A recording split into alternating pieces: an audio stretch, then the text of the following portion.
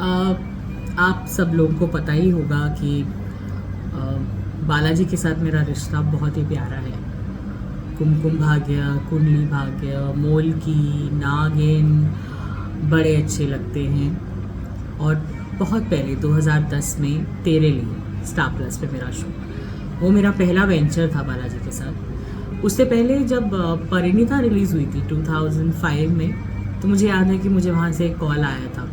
Role क्या था, कैसा था, मैंने कुछ पूछा ही नहीं। और जब कॉल आया तो मैंने उन्हें बहुत पोलाइटली मना कर दिया, क्योंकि मेरे बच्चे बहुत छोटे थे। छोटी वाली बेटी तो बहुत ही छोटी थी। तो मैंने उनको बोला कि मैं अभी टीवी के लिए तैयार नहीं हूँ, इसीलिए जब कभी करूँगी तो मोर देन हैप्पी होंगी कि आपके प्रोडक्शन हाउस के साथ काम करूँ। तो बस समय ऐसे ही बीतता गया और 2005 के बाद सीधा 2010 में वो मौका आया।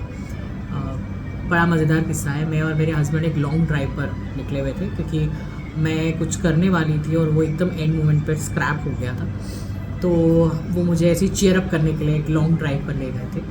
और कुछ 10:30 बजे रात के करीब एक कॉल आता है और मैंने फ़ोन उठाया। वो गाड़ी ड्राइव कर रहे थे, हम लोग बहुत दूर निकल गए थे, आई थिंक कहीं न्यू मुंबई की तरफ। और वहाँ से जो फीमेल थी बात कर रही थी, उन्होंने कहा कि hello ma'am, this is this and from Balaji telefilms and ऐसे एक शो है प्राइम टाइम का, आप फ्री हैं, आपके पास डेट्स हैं। मैं इतनी भरी हुई थी कि वो शो जो जिस पे मैंने इतना इन्वेस्ट किया था एज अ परफॉर्मर, वो एकदम से स्क्रैप हो गया था। तो मैंने बोला हाँ हाँ, मेरे पास डेट्स ही डेट्स हैं। मैं एक्चुअली एक शो कर रही थी और वो एकदम से स्क्रैप हो गया, तो आई हैव डेट्स।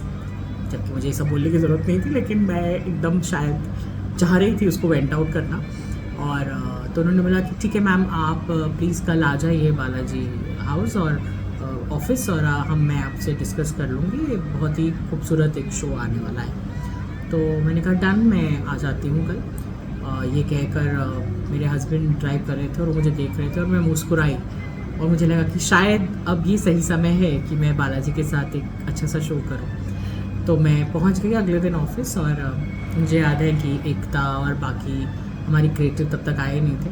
तो जो एसोसिएट्स थी, बच्चियाँ बहुत टैलेंटेड, वो अब सब बहुत अच्छी अच्छी जगहों पर हैं। लव यू ऑल, अगर तुम लोग देख रहे हो तो उनके साथ में उस कमरे में गई, उस फ्लोर पे जहाँ एकता का भी कमरा है।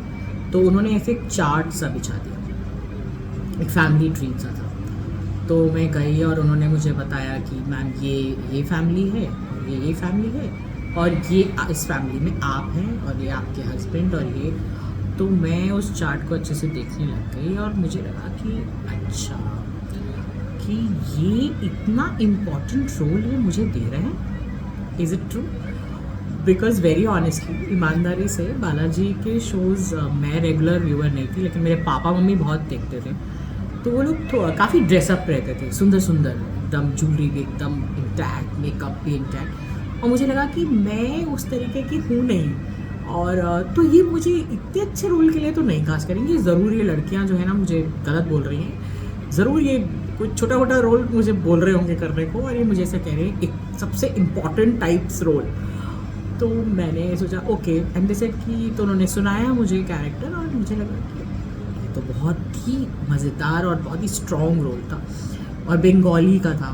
तो मैंने बोला ओके। तो जैसे मैम आप नीचे जाके कॉन्ट्रैक्ट की एक बार सब रेडी है, बात करके आप साइन कर दीजिए। तो उनका नहीं, एक मिनट। तो मुझे लगा कि कुछ ज़्यादा ही जल्दी हो रहा है, तो मैं ज़रा रुकती हूँ। और फिर मैंने कहा कि ओके बाय, सी यू। मैं निकल आई और मैं नीचे गई, वो जो प्रोडक्शन हेड थे उनसे बात हुई, तो उन्होंने काफ़ी चीज़ें बोली। तो मैंने उनको बोला कि मुझे एक हफ़्ते का आप टाइम दीजिए, I just need to process it, because television है और मैंने कभी किया नहीं है, तो मेरे को थोड़ा सा अपने आप को देखना पड़ेगा क्या है। घर पे एक बार बात करूँगी और I get back to you. तो उन्होंने बोला कि ठीक है, और ये करके मैं घर गई, सारी बातचीत करी, और फिर उनसे फ़ोन पे बात करी, और इस तरीके से मुझे वो शो मिल गया, तेरे लिए, लावनी।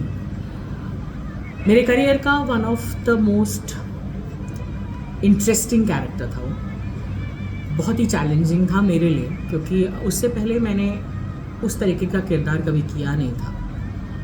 बहुत ही पागल, बहुत ही इम्पल्सिव, बहुत ही वार्म, बहुत ही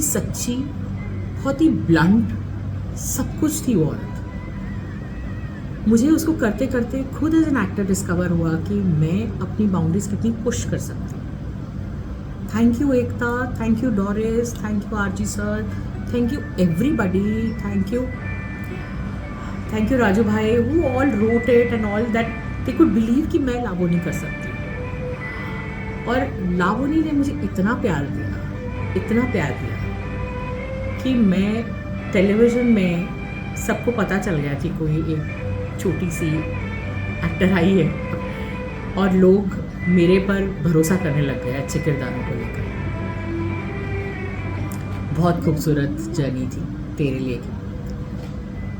जिंदगी गवा कर भी जो जिंदगी मिले तो मांग लो तेरे लिए, तेरे लिए, तेरे लिए, तेरे लिए, तेरे लिए.